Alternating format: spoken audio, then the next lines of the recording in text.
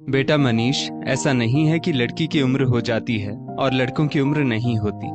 लड़कों की भी शादी एक उम्र पर हो जाए तो ही अच्छा लगता है। तुम इस बात को क्यों नहीं समझते हो? जब रचना की शादी होनी होगी, हो जाएगी। वो तुमसे 3 साल छोटी है। उसकी शादी अगर बाद में भी होगी तो कोई दिक्कत नहीं है। आखिर तुम शादी क्यों नहीं करना चाहते, इसकी वजह तो बताओ। नीलिमा जी अपने बेटे मनीष से कहती हैं, माँ, आप नहीं समझती हैं। मैं नहीं चाहता कि दूसरों के घरों में जो घटनाएं होती हैं कि बहू के आने के बाद माँ और बहन को तकलीफ होती है, वही तकलीफ मेरे घर में हो। आप रचना का स्वभाव जानती हैं। उसे हर चीज अलग से और अपनी चाहिए। ऐसा ना हो कि मेरी शादी होने के बाद उसे ये लगे कि उसे इस घर में उतना महत्व नहीं दिया जा रहा है। तो मैं चाहता हूँ पहले उसकी शादी हो जाए, फिर मैं शादी करूंगा, मनीष ने कहा। तभी मनीष के पिता मनोहर जी बोले, नीलिमा, हमारा बेटा बहुत समझदार है और वैसे भी लड़के कभी बूढ़े नहीं होते हैं। उनके इतना कहते ही मनीष भी हंसने लगा। मनोहर जी बोले, बेटा, अगर अच्छी भावना से इंतजार कर रहे हो तो बहुत अच्छी बात है। ईश्वर से प्रार्थना करूंगा तुम्हें ऐसी पत्नी मिले जो इस घर को अपना समझे और उसे यहाँ इतना प्यार मिले कि वो अपने मायके को भूल जाए। मनोहर जी के इतना कहते ही मनीष मुस्कुराने लगा और वहां से चला गया। मनीष बिल्कुल मुझ पर गया है नीलिमा। नीलिमा जी हंसकर बोली, अच्छा जी, पर मैंने तो आपको कभी शर्माते हुए नहीं देखा। आप पर तो आपकी बेटी गई है जो किसी की नहीं सुनती है। ना जाने ससुराल जाकर क्या करेगी, पर हमने तो उसके लिए इतना अच्छा रिश्ता देखा है। भगवान से प्रार्थना करूंगी कि बस अपने घर में वो रच बस जाए और उसके विदा होने के बाद मैं अपनी बहू लेकर आऊंगी। तभी रचना अपने कमरे से बाहर आई और बोली, अच्छा, तो मुझे घर से भगाने की तैयारी चल रही है। और माँ, मैं अभी घर से गई नहीं हूँ कि आप अपनी बहू के सपने देखने लगी। सच कहते हैं लोग, बहू के आते ही माँ बदल जाती है। पर पापा, आप मत बदलना। मनोहर जी बोले, बेटा, तुम्हारा भाई इतना अच्छा है कि आने वाली भाभी भी तुम्हारी बहुत अच्छी होगी। हमारे जाने के बाद वो तुम्हें माँ जैसा प्यार देगी, ये हमें भरोसा है। बस तुम भी उसे अपनी बहन मानोगी तो भविष्य में कभी दिक्कत नहीं होगी। आप ये सब बातें मुझसे क्यों कह रहे हैं पापा?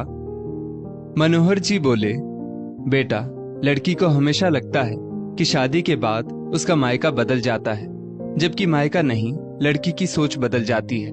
अगर वो ये माने कि ये मेरा वही मायका है और भाभी भी मेरी अपनी बहन है, तो देखना कुछ नहीं बदलता। वक्त बीता, रचना की शादी की तैयारी होने लगी। जब रचना की शादी की तैयारी चल रही थी तो मनीष हंसकर बोला, चलो अच्छा है, अब ये अपने घर जाएगी और मेरी चीजों पर अपना अधिकार नहीं जमाएगी। तुम जाते जाते भी इसे रुलाओगे मनीष। जब ये चली जाएगी तब देखना तुम्हें बहन की कितनी याद आएगी और हमारे जाने के बाद तुम्हारे लिए भी बस यही तो रह जाएगी। माँ, ये तो जा रही है, अब आप कहीं जाने की बात मत करो, वरना लड़कियों की तरह अब मैं रो पड़ूंगा। सोच लो, फिर आपको बहू नहीं मिलेगी।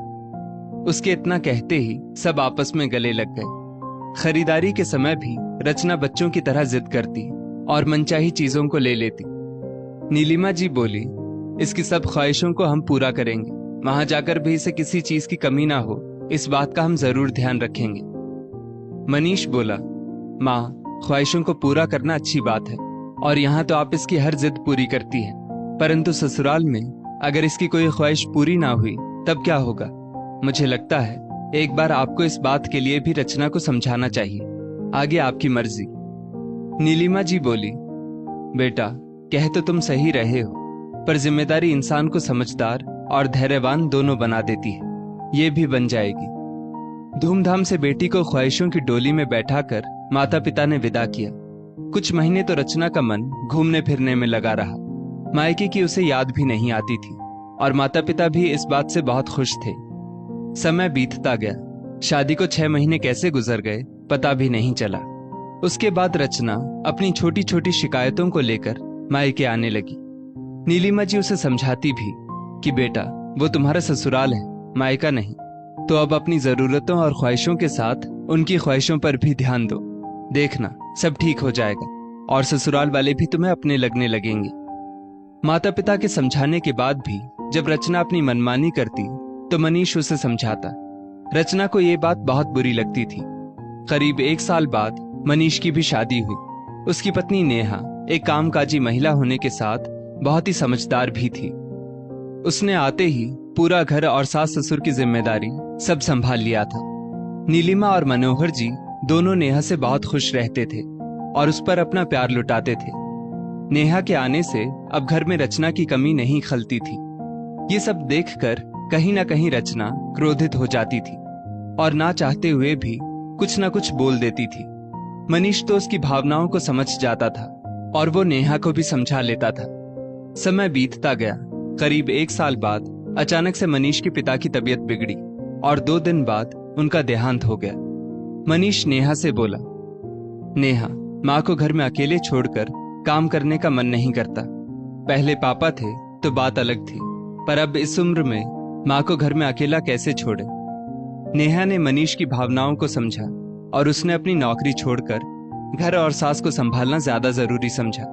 इसी सब में वो रम गई। घर की जिम्मेदारियों को संभालते हुए नेहा का अपने मायके कम ही आना जाना हो पाता था। वहीं रचना मायके के चक्कर लगाती रहती थी। नेहा की शादी के 2 साल बाद उसने एक प्यारे से बच्चे को जन्म दिया तो उसकी सास का पूरा ध्यान पुरानी बातों से हटकर अपने पोते आयुष में लगा रहता और अपने दुखों को वो भूलती चली गई। एक दिन रचना जब मायके में थी तो अपनी माँ से कुछ बोल रही थी, परंतु नीलिमा जी आयुष के साथ खेलने में मगन थी। तो रचना बोली, माँ, भाभी के आने के बाद आपका मुझ पर ध्यान नहीं रहता था, इतना तो समझ में आता था, पर अब इसके आने के बाद तो आप जैसे मुझे भूल गई है। अब सच में लगने लगा है कि मेरा मायका बदल गया है। तभी नेहा वहां आई और आयुष को लेते हुए हंसकर बोली, ननद रानी, मायका नहीं बदलता, बल्कि हमारी सोच बदल जाती है। हम अपनी वही पुरानी जगह और वही वक्त अपने मायके में ढूंढते हैं, जबकि देखा जाए तो हम अपना वही पुराना समय और जिम्मेदारी मायके में ना देते हैं ना निभाते हैं।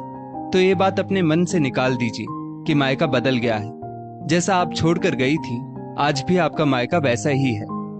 इतना कहकर नेहा आयुष को सुलाने चली गई। नीलिमा जी बोली, बेटा, अब तुम्हें नया घर मिला है तो ये तुम्हारे साथ उसका भी घर हो गया है। कल तक जिस घर में तुम सबसे छोटी थी, अब तुमसे भी कोई छोटा आ गया है। कल को जब मैं नहीं रहूंगी तो तुम्हारे भैया भाभी और भतीजे ही तुम्हारी आव भगत करेंगे, परंतु उसके लिए तुम्हें अपना व्यवहार भी वैसा ही रखना होगा। बातों बातों में माँ ने ज्ञान की बात उसे समझा दी, जो कई सालों से वो समझ नहीं पा रही थी। रचना को एहसास हुआ कि आज तक वो अपनी बचकानी हरकतों से शायद बहुत लोगों का मन दुखाती रही। अब रचना का मायके आना जाना कम होने लगा था। त्योहारों पर भाभी फोन करके उसे न्योता देती और बड़े प्यार से उसे बुलाती थी। भतीजा 1 साल का हो गया था। उसका जन्मोत्सव बड़ी धूमधाम से मनाया गया। जिस रंग के कपड़े भाभी और भतीजे ने पहने, उसी रंग में बुआ की भी साड़ी आई थी। ये सब देखकर रचना की माँ बहुत खुश थी कि बहू के आने के बाद भी बेटी के लिए मायके में कुछ नहीं बदला, बल्कि बेटी का सम्मान मायके में वैसा ही बना हुआ है। कुछ वक्त बाद रचना ने भी खुशखबरी दी तो भाभी ने बड़े ही प्यार से उसकी गोद भराई की रस्म और फिर डिलीवरी मायके में करवाई। छोटी सी रचना को गोद में लेकर उसकी माँ उसके बचपन को याद करती थी। पूरा परिवार एक साथ बहुत खुश था। अब रचना को ना तो मायके से ना अपने मायके वालों से कोई शिकायत थी कि कोई बदल गया है। करीब 3 महीने बाद रचना बेटी को लेकर अपने ससुराल चली गई। खुशियों का समय चल रहा था, परंतु खुशियां तो मौसम की तरह होती है, जो अपना रंग बदलती रहती है। करीब 2 महीने बाद नीलिमा जी, जो एक बड़ी बीमारी से ग्रसित थी, जिसका सबको बहुत लेट से पता चला, बहुत इलाज करवाने के बाद भी वो 6 महीने बाद इस दुनिया से चली गई। ये खबर सुनते ही रचना के ऊपर दुखों का पहाड़ टूट पड़ा। वो भागी भागी फिर मायके आई। माँ के आखिरी दर्शन के बाद वो बिलख बिलख कर रो रही थी और बोल रही थी, माँ, पहले पापा, फिर आप मुझे छोड़कर चली गई। अब तो सच में मेरा मायका नहीं रहा। अब मैं अपनी परेशानियां किसके पास लेकर आऊंगी और किससे शिकायतें करूंगी। नेहा ने आगे बढ़कर उसे गले लगाया और मायके के होने का एहसास दिलाया। बड़े प्यार से वो बोली, माँ नहीं तो क्या हुआ, भाभी तो है, भाई भतीजे आपके ही हैं। ये सदा आपका मायका ही रहेगा और आप यहाँ की लाडली बेटी रहेंगी। पापा जी के जाने के बाद जैसे कुछ नहीं बदला, वैसे ही मम्मी जी के जाने के बाद भी कुछ नहीं बदलेगा। ये सुनकर रचना को नेहा में उसकी माँ की छवि दिखने लगी। अब जब कभी रचना अपने मायके आती और वहां की शिकायतें करती तो नेहा नीलिमा जी की तरह उसे समझाती कि कुछ भी नहीं बदला है, ससुराल भी हमारा अपना ही होता है, बस हमें अपने मन से उसे अपनाना पड़ता है। जिस दिन हम मायके का मोह थोड़ा कम कर देते हैं, ससुराल हमें अपना लगने लगता है। ये सब कहकर मैं आपको यहाँ से दूर नहीं बल्कि आपके घर से आपको करीब कर रही हूँ। जिसे सुनकर रचना बहुत खुश होती थी कि अब माँ के बाद भी उसे कोई समझाने वाला है। आगे चलकर रचना ने बहन, ननद और बुआ का फर्ज निभाया और रिश्तों को प्यार की डोर में बांधे रखा। वहीं नेहा ने भी किसी बात की कमी नहीं रखी। माता पिता जो करते थे उससे बढ़कर रचना को प्यार और सम्मान दिया और ये साबित किया कि मायका नहीं बदलता बल्कि लड़की की सोच बदल जाती है।